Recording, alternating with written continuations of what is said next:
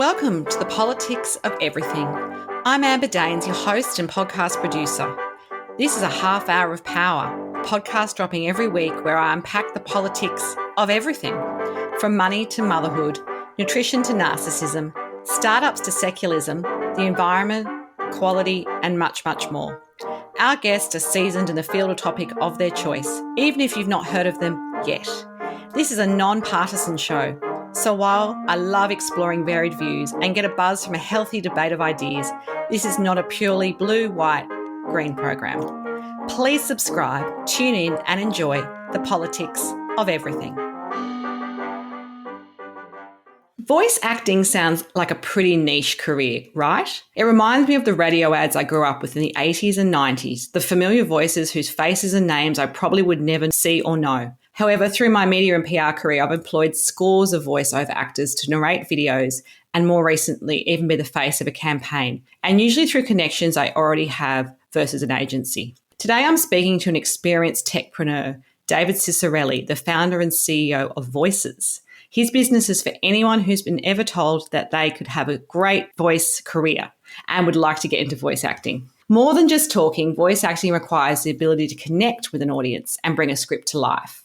The technical capability to record, edit and export high quality audio, and the business know-how to reply to jobs, negotiate that next gig and follow up for future work. The income potential ranges from, and this is in US dollars, $100,000 to $10,000 per job, depending on if the work will air on broadcast TV or for non-broadcast uses such as phone system recordings or internal corporate training videos. David's company has been written about in the New York Times, Business Week, Entrepreneur Magazine, and Fast Company. He's appeared on Business News Network and The Globe and Mail TV. He's currently attending Harvard Business School and is a frequent guest speaker at industry conferences. So it's a big warmed-up voice welcome to David as we unpacked the politics of voice acting. Hello. Oh, hello, Amber. Thanks so much for having me on your show. And I love the voice warmed up welcome. That's great. Well, that's what you kind of have to do, don't you, when you're a voice actor? I guess you can't come on all crackly and sounding tired and lethargic. No, there's certainly vocal warm-ups, either, lip trills or even doing some, reciting a limerick or doing some other kind of tongue twisters. Absolutely. There's a number of ways that you can warm up your voice first thing in the morning, whether you're appearing on a podcast or just ready for a day in the office. Absolutely. So can you share us your early childhood career ambitions? Are you doing what you thought you'd do for a living as a kid? What was your early career like? Well, certainly. I mean, growing up, I was actually always fascinated with sound myself. There were some other areas of interest, being a pilot or an architect. I played a lot of Legos growing up as well, too. But I did have this interest with sound. We had an old record player in the house, and Dad had this shortwave radio where you could tune in to radio stations from all around the world. And growing up in Northern Canada, I could actually hear stations and people speaking other languages. I don't know where they were, but it sounded very remote and foreign to me. And so there was this idea that there are kind of people from around the world that I could listen to. It was almost like reaching an unreached people group. And so this idea of kind of technology bridging the gap to reaching and accessing people was very fascinating with me. I then, not to mention, recording my own voice with, just tapes and cassettes and recording radio stations. That was always interesting. So it really did in some ways, that early interest, I did, advance into a career, actually into an education initially, learning how to record and edit and produce music for TV and for, garage bands and other performances. And I actually opened up a small recording studio of my own. So, yeah, I think in a lot of ways, Amber, most of us do look back and see that there indeed was a thread. Yeah, you join the dots. That's woven its way through your whole life. So how did you start your business, Voices? Well, that same studio I actually opened up and I got my name on my birthday in the local newspaper. It was just kind of introducing me to the local business community. And it actually turns out that Stephanie, who's now my wife, and at the time she's a classically trained singer. She'd sing at weddings and funerals and other special events. Her mom actually read this newspaper article and suggested that she come down to the studio to record her singing repertoire. And we ended up working together, of course. And because of that same article, there were other small businesses in town that wanted a female voice for their radio commercial and for a female voice on their phone system. There's a couple businesses, and I, being a bit of a nerd myself and the engineer, I couldn't do those gigs. So I actually had just met Stephanie the other day, and I had invited her. I said, "Do you think you could come back down to the studio? I will be the audio engineer and record you if you could be the female voice talent, and we'll split the money 50-50." So that's how we started working together. We opened up, launched this very primitive website that featured Stephanie as the one female voice. And that soon attracted other freelancers from around the world, initially around kind of North America, but eventually around the world, who spoke other languages, did different performance styles. And they asked, can we be on your website as well? And we created a profile, in effect, for all of these talent where they could showcase their work. And then at the same time, Amber, there would be clients, corporate clients, maybe often at ad agencies or a video production company, perhaps somebody in a marketing department that needed to hire a voice. So they would type that into Google and land on voices.com and, kind of be introduced to this whole market, this marketplace of talent that were available to, as you mentioned at the outset, kind of breathe these words to life, these scripts that they needed to have recorded. And so it's really been that same idea from the get-go of connecting that, voice talent with the client to hopefully, educate and inform and entertain audiences from around the world. So I guess you've seen sort of a big shift over the years you've run your business. How has voice acting changed as a sector over the years that you've been involved with it? What's sort of some of the things which you remember back in the day that we don't do now or that we've added on to? Mm-hmm. Well, the first thing that comes to mind would be, along the lines of technology, previous to voices.com, a client, maybe if they had a project, they'd often call around to a few talent agencies. Those talent agencies would then go into the recording studio and kind of put forth their 3 to 5 best people and into this recording studio. And there would be somebody with the golden ears sitting in the high chair, and they would be the casting director. And they would evaluate and hire the best person for that particular project. And so that kind of in-person experience is one of the things that has really changed. Now, this kind of work can be procured and people can be hired remotely. So that's one thing. And the reason of that is because the cost of the recording equipment has dropped to such a degree where you can record with a good microphone plugged into your computer in a quiet space. And you don't need to go into these really high-end, recording studios with all that equipment. It's really quite simple. It's the human voice being captured and then being captured and digitized into software. So I think that's one of the things that have changed. And just that the style of performance has also changed. So going from kind of technology to the performance, it used to be this father knows best, kind of an era in kind of like the 50s and 60s that almost carried forward to the 70s and 80s, where there's almost this kind of the announcer voice that talked down to the audience as if they were proclaiming that something is just known to be true and that they are bringing forth the message.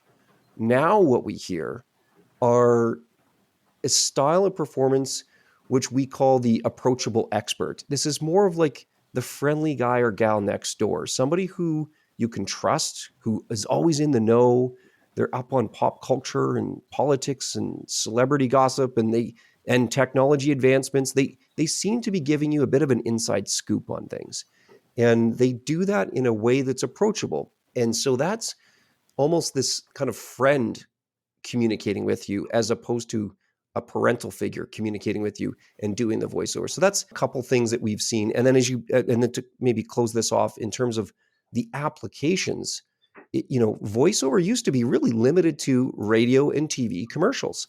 Maybe there was a movie trailer in there that again would be airing on TV, or some kind of animated production, perhaps in the late 90s, the renaissance of Disney films and Pixar I can picture animation. that. That's my childhood. Yeah, exactly. And so there are those, but nowadays we have voice used in all kinds of new ways. Everything from podcasting, like intros and outros or podcast ads, radio is now on kind of more around Spotify or Pandora or some kind of other audio application where, again, there can be shows and then there can be advertisements.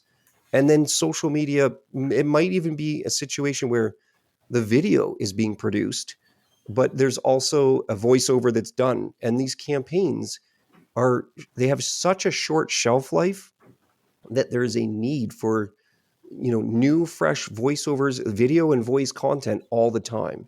So I think those are some of the changes that we've seen transpire over the last 5, 10, 15 years. Do you need formal training to succeed? And how do you feel, there's two parts to this question, and how do you respond, I guess, to that customized area like accents? I've got an Australian accent, you've got a North American accent. Of course, some people are great, thinking of Hollywood people who sometimes play Australians, for example, or vice versa. A lot of Australian actors, to get a career in Hollywood, have had to perfect the American accent. Accents, how important are they as part of that, I guess, training or I guess, application to what the client really wants? Well, what I'm going to say here certainly comes with a caveat. I mean, you don't need formal, and it's not required kind of formal training to be a voice actor to succeed. However, what we do see are voice actors who've received that formal training, working with a coach, maybe either doing everything from stand-up comedy to improv classes to public speaking or media training. All of this certainly has helped people know how to perform or respond in different environments. And as we reuse this phrase of like bringing these words to life, you're really acting them out. You're speaking, it's the script, you're speaking to an audience. So knowing how to read and interpret a script it's a skill in and of itself. But we often stress the importance of having 3 core skills. It's these acting abilities, the technical skills, such as recording your own voice and then editing it in recording software. Like every Mac comes with GarageBand. There's Of course. Adobe Audition. Yeah. There's Audacity. So you need to record and edit your own voice. And then some kind of, I would say, the marketing prowess, the ability to go out and get jobs, either market yourself by building your own website or participating on a marketplace, a freelance marketplace. And of course, communicating effectively with those clients who are interested in working with you or who hire you, and communicating in such a manner that they actually come back and hire you again in the future. So those are the it's the training. Some of it certainly could be formal, but more of it is the street sense, the being out there and being in the business and hustling to get these gigs on your own, that you learn over time your style of communication, what types of projects that your voice is best suited for, and how to engage those clients in order so they do come back to you time and time again. Absolutely. What specific role has technology played in enabling us to become voice actors? So you talked about, obviously, technology when I asked you about how the sector's changed. But these days, I'm sure you have a studio, for example, but a lot of people don't need to go to and hire a studio and go in there and actually, have that equipment on site. There's a lot we can do ourselves. But I guess, is the technology good enough for the things that, you're talking about, like, the big commercials and so forth? There's some things that haven't changed, I guess, and some things might have. Yeah, I mean, you'd be surprised, Amber. There are national advertising campaigns that are recorded from spare bedroom, and closets and a studio in someone's basement. I mean, it's a quiet space is arguably one of the most important aspects of it. And once it's out of, the words come out of your mouth and into a good quality microphone in a quiet environment, after that, it's just digital. You're kind of manipulating that digital sound. And so there's a bit of a pithy saying, kind of garbage in, garbage out. It's like if you've recorded a guitar and the guitar's out of tune, there's no digital manipulation that you can do to make it sound back in tune. And same thing, whatever comes out of your mouth, it's how it's captured, that it's you kind of get what you get. So in that case, the technology in most situations is absolutely good enough. In fact, great quality in people's home studios, to the degree where some talent have, they've done the audition at their home studio, been invited to go into the big studio in Manhattan or in Los Angeles, and it actually doesn't sound as good. The client, hiring them said, you actually sounded better in their own environment. And I think there's maybe something to be said about that, where the talent maybe felt more relaxed. It was their space. They were comfortable. they felt at ease in order to deliver and do a great recording. So the cost of the studio, a home studio, probably somewhere around $1,000. I mean, you of course need a computer that you probably already have. Software is like, anywhere between $25 a month. But there's free software that certainly does the trick. And then the microphone can range from, a few $100s to all the way up to a few thousand. But most people start small, and as they win more projects and improve their sound over time, are kind of reinvesting in their home studio. But at the end of the day, it's just your voice. That's what's being hired. That's what the client is looking for. Absolutely. And so do you guide some of your clients about that technology piece? Is that part of what you offer, or you're assuming they come to you and they will go off and sort of do the tech stuff themselves, and you're really just the, if you like, the broker of their voice? Yeah, I think that's fair. I mean, we do try to provide that, guidance on kind of the right pieces of equipment. Sometimes there's brands that stand out only because they almost become a standard piece of equipment where everyone uses the same kind of handful pieces of software. So how we surface that up would be in our annual trends reports, where we survey the community of voice talent and ask them, what brand of microphone are you using? What is your software that you're currently using? Do you wear headphones? And we go through this as well as determine, how much have you invested in your studio? 80% of people have invested less than $10,000. I think it's like 50% less than $1,000. So it isn't, compared to a lot of businesses, there is certainly an upfront cost and investment, but it's not outrageous, if you will. But there's lots of guides, Googling, these type of guides and tutorials on specific type of equipment.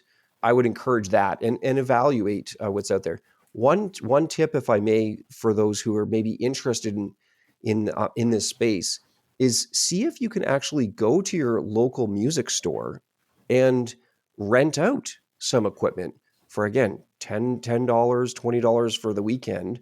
You can rent out a bunch of microphones and try them out and listen to yourself. And if you like the sound, and maybe send it to some friends, and do they like the sound? A lot of people kind of try before they buy a lot of this equipment because it's an investment. And so that would be one way to reduce the risk, to know, I like the sound of my voice coming through this equipment, and before making that financial investment up front. So that's something that we've seen time and time again. And then not to mention, there are third-party websites that sell used or gently used equipment. Maybe somebody upgraded and there's, or they have two microphones, they're selling their old one. So I would encourage, you don't always have to buy new right off the bat. There's other ways to get into the business. Yeah, that's great advice. Who is the best voice actor you ever worked with, and why? And I feel like you're going to say your wife, but I could be wrong. Oh, that's a good one. I'd actually, I certainly would be reluctant to drop a name. And we've the talent that one important distinction is that voices, that, the employees and the team at voices.com, we're not hiring the voice actor, aside from the few times where we've recorded our own phone system or done our own tutorial videos. It's the end client who, that person at an ad agency who's hiring someone. But, I was thinking about this, about, who might these be, but rather than, a specific name, if I may, we've done some research on identifying the most popular vocal archetypes that actually represent brands. And so rather than a specific name, I'll maybe just run down these very quickly, which is the first one being that trusted narrator. So think of this as like the Morgan Freeman, David Attenborough, Sam Elliott, maybe James Earl Jones or Kate Blanchett. These are, it can sometimes be the announcer, but they're a narrator. You can listen to them for a long documentary or a long story that's being told. They're authoritative and deep. They can be inspirational. So that would be one. Another archetype would be the approachable expert. So this is that guy or gal next door. They are approachable. They're authentic. They're very conversational. They're friendly. And you could think of maybe a George Clooney or a Matthew McConaughey, maybe even Taylor Swift, kind of a down to earth type person. And then finally, the international guide. This is like a Nicole Kidman or a Keira Knightley, a Hugh Jackman, Kate Winslet. They're the guide. They're a teacher. It could be a tour guide or a historian, a scientist, and they're charismatic. They're enchanting, maybe even mysterious or luxurious, even romantic. And so these are these archetypes: the trusted narrator, the approachable expert, and the international guide. Those are the most frequently types of voices that we hear and see brands hiring on the platform over and over again. It's funny you say that. I saw a fridge magnet years ago on someone's fridge, and it was, I want Morgan Freeman to narrate my life. And it always stuck with me. He's got one of those voices which people find warm but authoritative, and obviously, people know him. But yes, it's very distinguished in some ways. And it's the other kind of running joke is not Morgan Freeman or someone else with a fantastic voice could read the phone book and put you to sleep, kind of thing. Like they'd almost like they could make anything interesting, either to get you excited about it or motivate you to take some kind of action, or even lull you into a long, deep sleep for the evening. So a guided meditation by Morgan Freeman.